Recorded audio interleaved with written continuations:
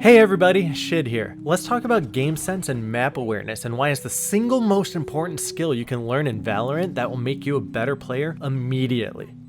Before we get into the nitty-gritty, remember to subscribe and click the bell below to ensure that you don't miss any amazing Valorant content that's to come. As a quick side note, if you ever want to run any questions past me, I stream every Tuesday and Wednesday from 7 to 9 p.m. Pacific if you want to come chat about Valorant or anything else that's on your mind. With all of that out of the way, let's go ahead and jump right in. When I started thinking about areas of the game that I could highlight that would not only help improve people's game as well as the teams, there were a couple options like how to shoot, what guns to use at what point in the game, or what maps there are, or even how to play the agents.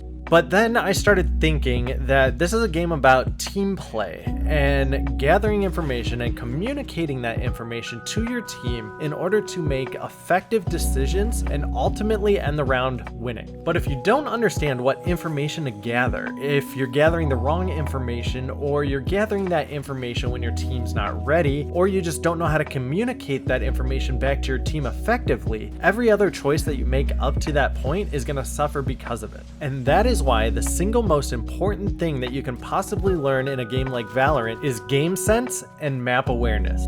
If I'm being honest, there's not a straight definition for either of these terms, but I'm going to do my best to try to make one stick. Game sense is the ability to read and react to the actions of your teammates and or opponents in such a way that gives you and your team the highest percentage chance to win a round. Map awareness is the other side of the same coin and can be summed up by saying that it's the ability to stay informed on everyone's locations on the map at any given time, including your opponents.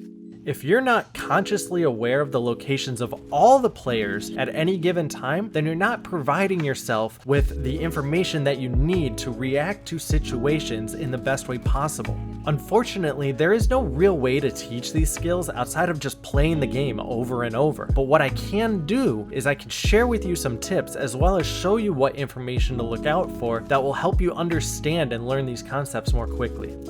First up, we have audio. I think audio is a pretty easy concept to grasp out of the gates in Valorant, and audio cues are extremely important when trying to determine where someone is or where they will be, and it will drastically help your game sense if you keep an ear out for these cues. You'll be able to hear where that raise ult is coming from before it blows you up. You'll be able to deduce where people are when they're running around the map, along with the skills that people are using right around the corner, so you can hear that jet jump up in the air and you're going to be able to react accordingly.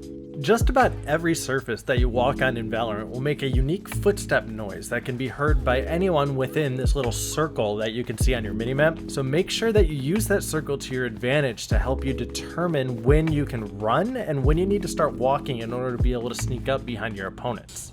On split, you can tell when someone is running around in the vents, when they're running around in sewer, or even when they're using the ropes, because they all make different sounds. And these cues will help you relay that information to your team so everyone can adjust based on that info. Go jump into a custom game with a friend and take turns running around and listening to the different sounds that everything makes in different areas. This may sound a little bit boring, but getting that base understanding on what the footsteps sound like is going to go a long way to helping you secure those wins.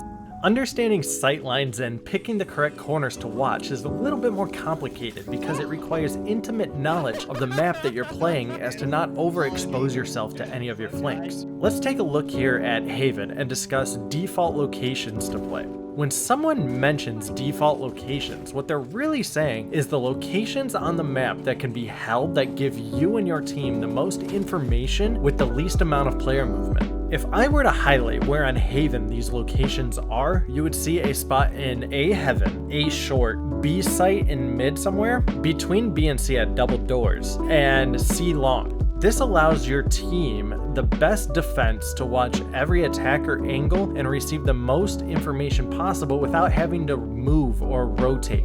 You might be thinking, but hey Shid, hold on a second, why do I need two people at A? I can hold that alone. Yeah, you may be right, especially if you're a Cypher main or a Jet who has the trap wires, or you can jump between the boxes and watch both short and long at the same time, but that requires a lot of movement to cover the same angles that two people could hold with little to no movement, so that's why 2 players on A makes the most sense. You can practice finding these sight lines and default locations by either running around the map and actually looking for them, or you can just look at the minimap and visualize what spots you would be able to stand in to gather the most information without being overexposed or moving too much. Don't forget about those audio cues, because sometimes the ability to hear a rotate is more valuable than actually seeing it. Being able to anticipate where an enemy is going to be by audio and sight is only half the battle. Outside of a couple of agents that have movement abilities that when they use them you can hear them and be ready for it, all other agents move at about the same speed. Because of that, you can anticipate where people are going to be based off how long it takes to get from one place to another.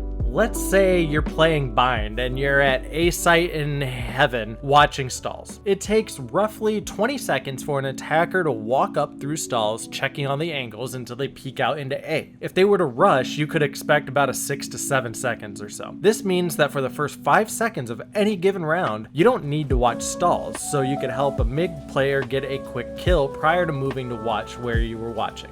Understanding where players can get and how long it takes them to get there can be very useful when developing an overall game sense. This will afford you the knowledge that is needed to determine if you should play for time when the bomb is down and you'll win by virtue of the attackers not having enough time to plant the spike, or if you need to rush and try to disrupt them planting. You may have heard someone mention something about holding your angles and wondered what that meant. The idea of holding an angle is all about putting yourself just outside of sight while staying patient and waiting for an enemy to peek you. This is where all the previously mentioned skills come together into a nicely wrapped little package. Using your understanding of audio cues, where you can hide outside of main sight lines, and how long it takes a player to get to a certain position will allow you to be ready to take someone's head off the second they peek you.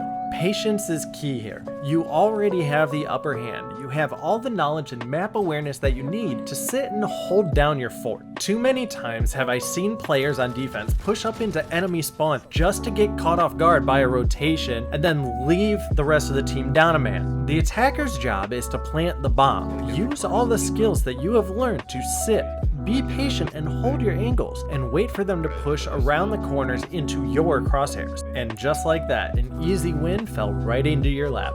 I know that this has been a lot of information, but I can guarantee that if you practice all the things that we've talked about, you will become a better team player as well as a solo asset. Next week, we'll be looking into proper sensitivity and crosshair placement and how making a few little tweaks here and there can really up your gameplay significantly. Make sure to subscribe and click that bell to be notified when future videos in this series and others like it go live. Also, drop me a comment down below and let me know what you think about the content so far. If what I said got you thinking about anything, and what you liked or didn't like, and what topics you would like me to dig into in future videos. Remember, if you have anything else that you would like to talk about or just run past me, come visit my stream Tuesday or Wednesday nights and let's have a conversation about whatever you want. As always, it's been real everyone. Until next time, stay Valorant.